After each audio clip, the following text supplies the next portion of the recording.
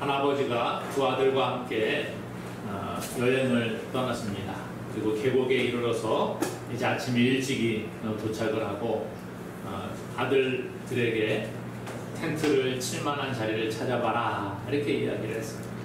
큰아이가 이렇게 둘러보더니 바위 근처에 가서 보고 아버지 여기가 좋겠어요? 그렇게 이야기를 합니다.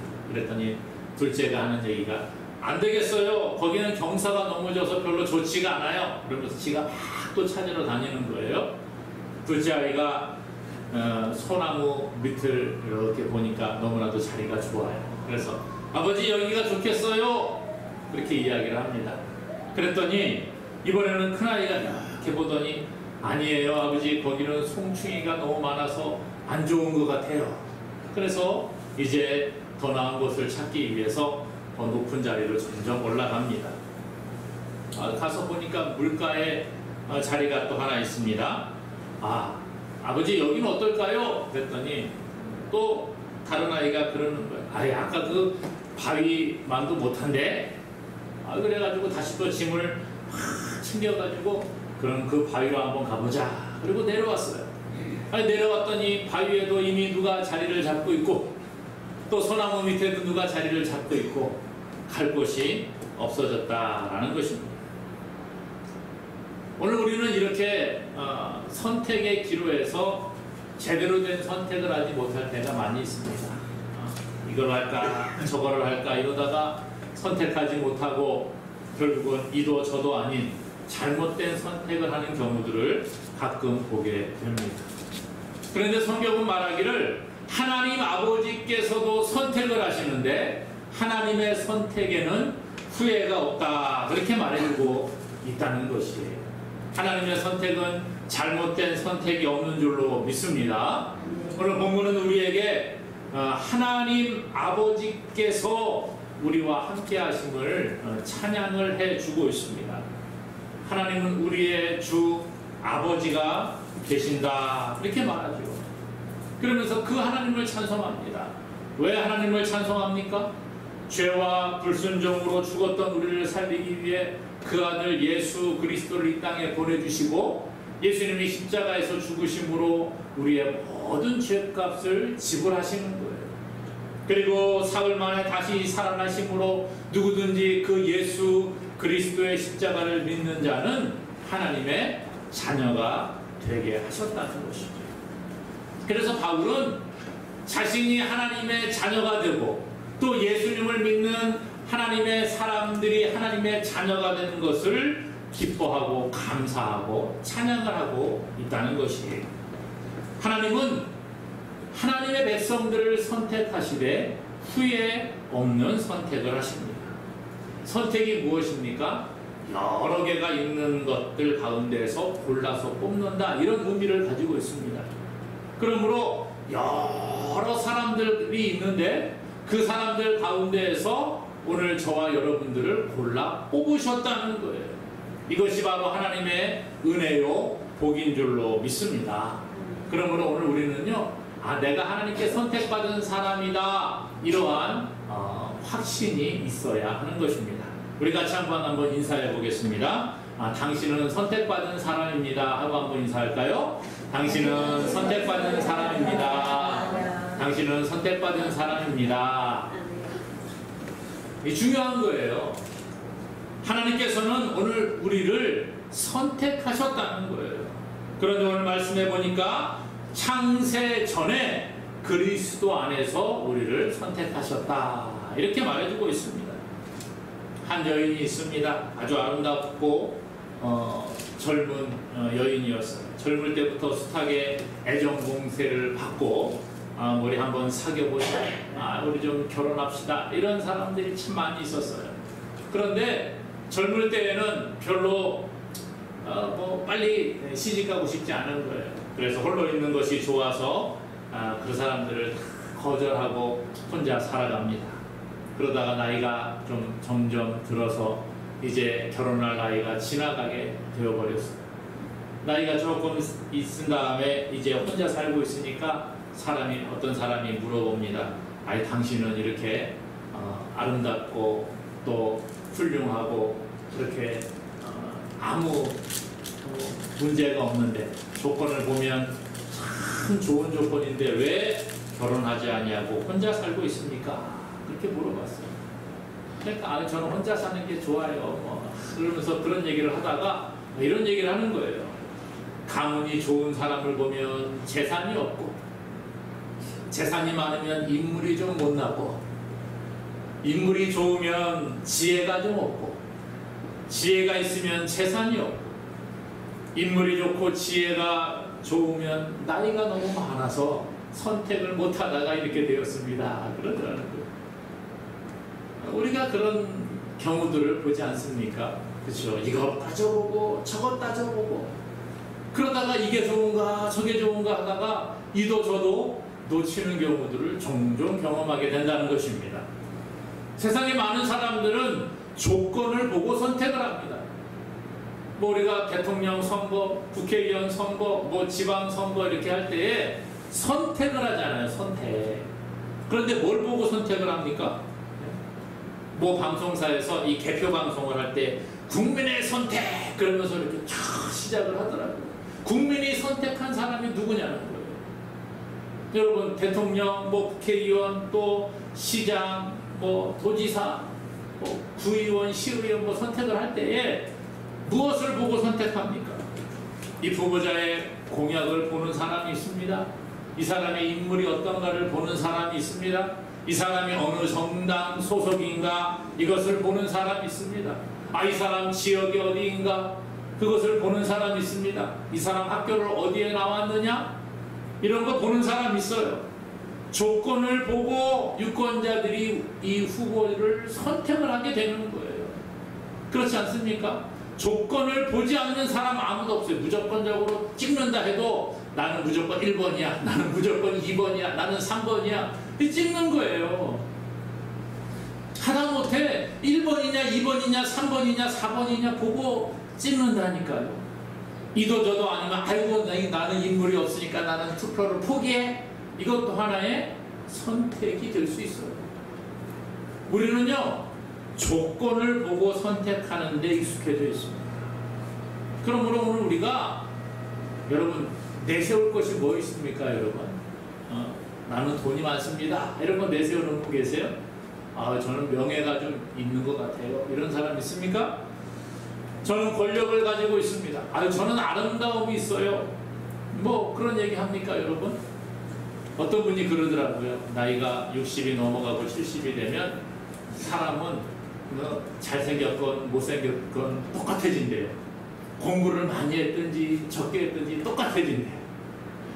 그런 얘기 하길래 저 처음에는 무슨 얘기를 하는 거야 그랬는데 갈수록 좀 그런 것 같아요. 나이가 들어가면서 사람이 이렇게 평준화가 되고 있다라는 생각을 해보기도 합니다. 물론 하나님 믿는 하나님의 사람들 또 하나님의 은혜로 성령의 능력으로 성화되는 사람들은 일반 세상 사람들과 다르더라고요. 좀 곱게 늙는다 이런 얘기 있잖아요. 오늘 우리는요 곱게 늙는 자가 되어야 되고요 하나님의 사람으로 아름답게 만들어져 가야 될 줄로 믿습니다.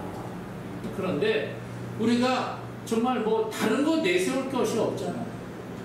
여러분 신앙적으로도 마찬가지인 것 같습니다. 여러분 신앙적으로 내세울 거 있습니까?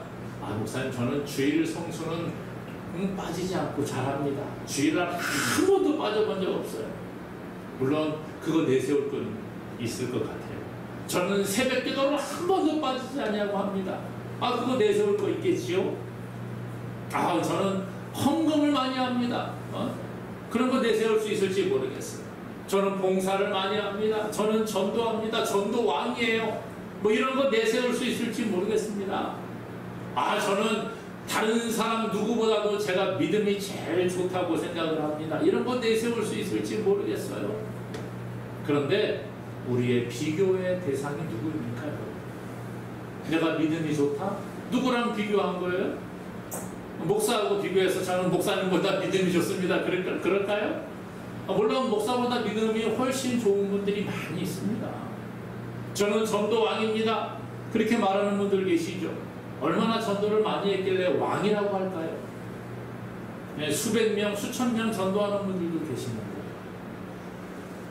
우리가 하나님 앞에 봉사하면 얼마나 많이 봉사했다고 그렇게 내세울 수 있을까요? 사실 신앙도 별로 내세울 것이 없는 게 우리의 모습임을 고백을 해봅니다. 하나님께서 만약에 하나님의 자녀들을 선택을 하시는데 조건을 보고 선택을 하신다 그러면 여러분 선택받을 사람이 누가 있겠습니까? 선택받을 사람이 없다는 거예요. 하나님께서는 오늘 우리에게 말씀하시는 거예요. 오늘 본문은 우리에게 말합니다. 창세 전에 우리를 선택하셨다 그렇게 말하고 있어요. 본문 4절에 보니까요. 곧 창세 전에 그리스도 안에서 우리를 택하사 그렇게 말해주고 있어요. 창세 전에 우리를 택하사 하나님이 세상을 창조하시기 전에 선과 악이 이미 세상에 있기 전부터 우리를 선택하셨다라는 거예요. 그러므로 우리가 무슨 착한 일을 했고 나쁜 일을 했고 그거를 하기 전부터 이미 하나님은 너는 나의 백성으로 선택해 줄게 그렇게 말씀하셨다는 거예요. 우리의 조건을 보지 않으신다는 거예요. 우리가 얼마나 주일 예배를 잘 참석했느냐, 우리가 얼마나 봉사를 많이 했느냐, 헌금을 많이 했느냐 그거 보지 아니하시고 창세 전에 이미 너는 내 것이라 선택을 하셨다는 거예요. 그래서 하나님의 선택은 은혜라 그렇게 말하고 있습니다. 로마서 9장 11절에 보니까 그 자식들이 아직 나지도 아니하고 무슨 선이나 악을 행하지 아니한 때에 택하심을 따라되는 하나님의 뜻이 행위로 말미암지 않고 오직 부르시는 이로 말미암아 서게 하려 하사 이렇게 말합니다. 이게 무슨 얘기냐면요, 하나님께서 이 야곱은 선택하시고 에서는 선택하지 아니하셨다 이렇게 말하는 거예요. 그래서 야곱을 하나님의 그 축복의 통로 그 사람으로 세우시는 거예요. 사실은 에서가 먼저 태어났죠. 그리고 뒤이어서 야곱이 태어납니다. 쌍둥이였어요. 그런데 하나님은 장자를 선택하신 것이 아니라 두 번째로 태어난 야곱, 다른 사람을 잘 속이는 사람, 사실 에서보다 야곱이요, 제가 성경을 읽어보니까 별로 야곱이 더 훌륭했다 그렇게 생각하지 않습니다. 야곱은 속이는 사람이었고 그 당시에는 집안을 먹여 살리려면 밖에 나가서 사냥도 하고 그래야 되는데 야곱은 맨날 엄마 밑에서 그냥 부엌의 일이나 도와주고 이랬던 것 같아요. 그러니까 그런 사람을 하나님은 선택을 하셨다는 거예요. 행위를 보지 아니하고 외모를 보지 아니하고 하나님은 야곱을 선택하시게 됩니다. 하나님의 택하신 이 은혜, 이것을 성경은 은혜라고 말하거든요. 하나님의 선택함을 받은 것이 은혜라는 거예요. 하나님의 택하심을 받은 자들은 하나님의 소유라 그렇게 말합니다. 그러면 오늘 저와 여러분들은 하나님의 소유가 된 줄로 믿습니다. 그러므로 하나님의 소유가 된 저와 여러분들, 하나님의 선택받음을 기뻐하고 감사하는 저와 여러분 되기를 주님의 이름으로 축원합니다. 그러면 하나님이 왜 우리를 선택하셨을까요? 왜 창세전에 우리를 선택하셨을까? 오늘 말씀해 보니까 하늘에 속한 신령한 복을 우리에게 주시기 위해 선택하셨다는 거예요. 복을 주시기 위해 선택하셨다. 5절에는 보니까 우리를 택하셔서 하나님의 아들들이 되게 하셨다 그렇게 말합니다. 하나님의 양자로 삼으시는 거예요. 하나님은 우리를 선택하셔서 양자로 삼으십니다. 내가 너 선택해가지고 내 종 삼을게가 아니에요. 하나님은 우리를 선택하셔서 노예로 부리려고 선택하신 것이 아니라는 거예요. 하나님의 자녀가 되게 하십니다. 아담의 범죄로 인해 우리는 죄 가운데 놓이게 되었습니다. 그리고 죄로 말미암아 죽음이 찾아왔어요. 죽음이 찾아온 인생들, 죄 때문에 죽음이 찾아오고 우리는 죄로부터 자유롭지 못한 존재가 되었습니다. 죄 때문에 고통이 찾아왔어요. 죄 때문에 어려움이 찾아왔습니다. 죄 때문에 우리 인생의 모든 문제들이 일어나게 되었어요. 이 죄의 문제, 인생의 모든 문제는 죄의 결과로 나타나는 겁니다. 그런데 문제는요, 이 죄로 말미암아 나타나는 모든 문제들을 우리의 힘으로 해결하지 못한다는 거예요. 그래서 인생은 불행하다, 그렇게들 이야기합니다. 여러분, 세상에 행복하다는 사람 찾아보십시오. 평생 행복하게만 사는 사람 있습니까? 없더라고요. 평생 행복하게만 사는 사람이 없어요. 이렇게 해서 불행하고 저렇게 해서 불행하고, 비교할수록 더 불행해지더라고요. 저 사람보다 나는 이게 좀 안 좋아. 우리가 좋은 것만 좀 보면 얼마나 좋겠어요. 저 사람보다 나는 이게 나으니까 행복해. 난 저 사람보다 이것이 더 좋으니까 행복해. 그러면 좋은데 그렇지 않더라고요. 비교하고 내가 더 부족한 부분들을 찾아내서 자꾸 불행해하는 게 사람의 모습인 것 같습니다. 그런데 하나님께서는 우리를 선택을 하셔서 하나님의 자녀로 삼아주시고 이 고통과 불행으로부터 벗어나게 하시는 거예요. 오늘 말씀은 우리에게 말합니다. 우리에게 복을 주시기 위해서 우리를 선택하셨다, 그렇게 말해요. 3절에 보니까요, 찬송하리로다. 하나님 곧 우리 주 예수 그리스도의 아버지께서 그리스도 안에서 하늘에 속한 모든 신령한 복을 우리에게 주시되, 하늘에 속한 모든 신령한 복을 우리에게 주신다. 여러분, 복하면 생각나는 게 뭐 있습니까? 세상의 사람들은 복 그러면 먼저 물질적인 것을 생각을 합니다. 그렇죠? 어떤 사람이 부자가 되었어, 야, 복 받았네, 그런 얘기합니다. 재산이 많으면 복 받았다 그래요. 사업이 번창하면 야, 저 사람 복 받았어, 그런 얘기합니다. 네? 사업을 했는데 쫄딱 망하면 아이고 저랬지, 저 사람은 복을 못 받았네, 그렇게 말하죠. 사업을 해서 잘 되면 복 받았다고 말해요. 부자가 되면 복 받았다고 말합니다. 자녀가 공부 잘하면 아유, 저 집은 복 받은 집안이야, 그렇게 말해요. 자녀들이 상급학교, 좋은 상급학교에 진학을 하면 복 받았다고 합니다. 그런데 진학을 못하고 대학이 떡 떨어졌어요. 그러면 복 받았다고 말하지 않아요. 이게 세상의 생각이라는 겁니다. 자녀가 학교를 졸업하고 좋은 직장에 취직을 했어요. 대기업에 취직을 해서 야, 복 받았네, 이렇게 말해요. 그런데 취직도 못하고 맨날 백수로 놀고 있어요. 그러면 복 받았다는 얘기 안 합니다. 직장 다니면서 승진을 하면 복 받았다 그래요.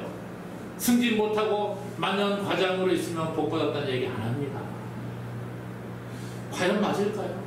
건강한 사람 보면 복 받았다고 이야기하죠. 장수하면 복 받았다고 말합니다. 그런데 그렇지 않으면 복 받았다고 말하지 않아요. 이게 세상의 기준의 복이라는 거예요.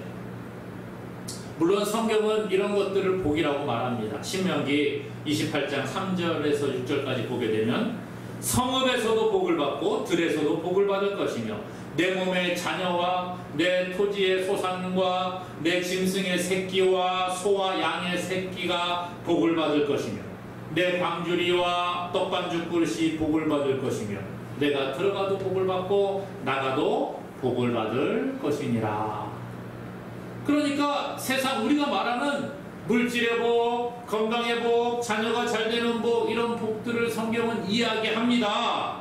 그런데 이게 영원한 것이 아니라는 거예요. 이 땅에 살 때 이런 것들이 필요하지요. 그러나 조금 우리가 가지고 누리다가 주님 나라에 갈 때는 놓고 가는 게 바로 세상의 복의 개념이라는 거예요. 그런데 오늘 우리에게 하나님께서 주시는 복은 어떤 복이에요? 하늘에 속한 신령한 복이라 그래요. 하늘에 속한 신령한 복. 그게 뭘까요? 여러분, 하늘에 속한 신령한 복. 그 가운데 하나를 오늘 본문 이야기합니다. 5절에 보니까 그 기쁘신 뜻대로 우리를 예정하사 예수 그리스도로 말미암아 자기의 아들들이 되게 하셨으니. 뭐가 되게 하세요? 아들들이 되게 하셨다. 하나님이 우리에게 복을 주시기 위해 선택을 하신 것이 얼마나 큰 기쁨의 소식입니까? 그런데 무슨 복을 주시느냐는 거예요. 하늘에 속한 신령한 복, 하나님의 자녀가 되게 하신다는 거예요.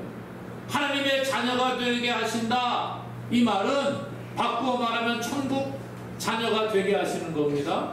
영생의 복을 주시는 거예요. 우리가 영원한 생명으로 저 하나님의 나라에서 하나님의 자녀로 살아가는 복을 우리에게 주시는 줄로 믿습니다. 이것이 하나님이 우리에게 주시는 신령한 복이에요. 하늘에 속한 모든 신령한 복. 이 땅의 삶은 잠깐 살다가 가는 겁니다. 이후에는 죽음이 있고요. 죽음 이후에 또 다른 세계가 우리에게 예비되어져 있다는 거예요. 그 영원의 시간에 우리는 영원한 복을 받아 누리게 되는 것입니다. 이게 바로 하나님께서 약속하신 신령한, 하늘에 속한 신령한 복이라는 거예요. 또한 성경은 우리에게 저 하나님의 나라에서 영원한 생명을 누릴 뿐만 아니라 예수 그리스도와 더불어 왕노릇하는 삶을 살아간다 말해주고 있습니다. 그러므로 오늘 우리가 하나님의 자녀로 선택받은 것은 하늘에 속한 신령한 복을 받기 위한 것인 줄로 믿으시기를 바랍니다. 그리고 그 은혜에 감사하는 저와 여러분 되기를 주님의 이름으로 간절히 소망합니다. 또 오늘 말씀에는 보니까 하나님의 사랑 안에서 거룩하고 흠이 없게 하시기 위해 우리를 선택하셨다는 거예요. 거룩하고 흠이 없게 하시기 위해. 4절에 그러잖아요. 곧 창세전에 그리스도 안에서 우리를 택하사 우리로 사랑 안에서 그 앞에 거룩하고 흠이 없게 하시려고. 사랑은 하나님의 성품입니다. 그것을 극명하게 보여준 게 뭐예요? 예수 그리스도의 십자가예요. 요한복음 3장 16절에 하나님이 세상을 이처럼 사랑하사 독생자를 주셨으니 이는 그를 믿는 자마다 멸망하지 아니하고 영생을 얻게 하려 하심이라. 하나님의 사랑이 예수 그리스도를 통해 나타났다는 거예요. 그래서 예수 그리스도를 통해서 우리가 하나님의 자녀가 되고 하나님의 백성으로 살아가게 되는 겁니다. 이게 바로 하나님의 크신 사랑이라는 거예요. 그런데 우리를 택하시되 거룩하고 흠이 없는 존재로 만들어 주신다는 거예요. 구약에 보면 하나님께 드려지는 제물이 있습니다. 하나님의 것으로 드려지는 제물. 그 제물의 기준이 뭡니까? 흠이 없는 정결한 제물이어야 했다는 거예요. 흠이 없어야 되는 거예요. 하나님이 우리를 선택을 하시는데 우리가 하나님의 백성, 하나님의 자녀가 되기 위해서는 흠이 없는 자가 되어야 합니다. 거룩한 자가 되어야 합니다. 여러분 한번 물어볼게요. 여러분 흠 없는 사람입니까? 네? 거룩한 사람입니까? 저한테 물어봐도 똑같이 저는 아니요 그렇게 말할 거예요. 우리 모든 사람은 거룩하게 될 수가 없어요. 흠이 없는 자로 살아갈 수가 없습니다. 그게 우리의 인생이에요. 누가 가능해요? 하나님만이 가능하신 거예요. 그래서 우리가 성령의 도움을 구하고 나아가는 겁니다. 그리고 날마다 끊임없이 거룩의 과정을 거쳐가다가 하나님 부르시는 날에 완전히 거룩하게 되는 것이에요. 이게 바로 하나님의 말씀이지요. 우리는 부정과 불법 가운데 살아가는 존재라는 거예요. 내 힘으로 거룩하게 될 수가 없습니다. 그래서 세상 가운데 우리가 살아가면서 때로는 잘못을 저지르기도 하고 때로는 나쁜 일을 하기도 하고 그런다는 거예요. 세상은 불의와 불법으로 가득하여 있습니다. 우리가 아무리 하나님의 자녀로 거룩하고 흠이 없이 살려고 해도 잘 안 되잖아요. 도리어 세상은 그렇게 살아가는 사람들을 향하여 유별나게 살아간다고 손가락질해야 됩니다. 야 너만 잘났냐? 아유 겉과 속이 다르네? 이런 이야기 합니다. 적당히 맞추며 살아가라고 말합니다. 적당히 세상과 타협하라고 말합니다. 정말 세상에서 흠이 없이 살아가는 것, 거룩하게 살아가는 것은 불가능하다는 거예요. 그러므로 오늘 우리가 성령의 도우심이 필요합니다. 성령님 도와주세요. 하나님 도와주세요. 왜 기도합니까? 내 힘으로 안 되니까 하는 거예요. 내 힘으로 할 수 있으면 도움이 필요합니까? 필요 없지요. 나 혼자 다 할 수 있는데 무슨 도움이 필요해? 하나님도 필요 없는 거예요. 세상의 사람들이 왜 하나님을 안 믿습니까? 자기 힘으로 뭔가를 할 수 있다고 착각하기 때문에, 내 힘으로 다 할 수 있다고 생각을 하니까 하나님이 필요하지 않은 것처럼 복음을 거부한다는 거예요. 그러나 사랑하는 여러분, 오늘 우리는요, 하나님이 필요합니다. 오늘 우리를 거룩하고 흠이 없도록 하시는 분이 누구예요? 하나님 아버지예요. 그러므로 오늘 하나님께서 우리와 함께 하실 때에 거룩하고 흠이 없는 자들이 되는 줄로 믿습니다. 그래서 하나님 우리를 선택하시되 그리스도 안에서 거룩하고 흠이 없는 자로 만들어주신다 약속하고 있어요. 우리의 할 일은 뭐예요? 하나님 저를 도와주세요, 이렇게 기도하는 겁니다. 그러므로 그 기도의 자리에 나아가는 저와 여러분 되기를 간절히 소망합니다. 오늘 마지막으로 6절에 보니까 하나님의 은혜의 영광을 찬미하게 하기 위해 우리를 선택하셨다, 이렇게 말하죠. 6절에요. 이는 그가 사랑하시는 자 안에서 우리에게 거저주시는 바 그 은혜의 영광을 찬송하게 하려는 것이라. 우리가 선택받은 목적, 우리가 하나님의 자녀로 지음받은 목적은 하나님을 찬송하는 거예요. 이사야 43장 21절에 이 백성은 내가 나를 위하여 지었나니 나를 찬송하게 하려 함이니라.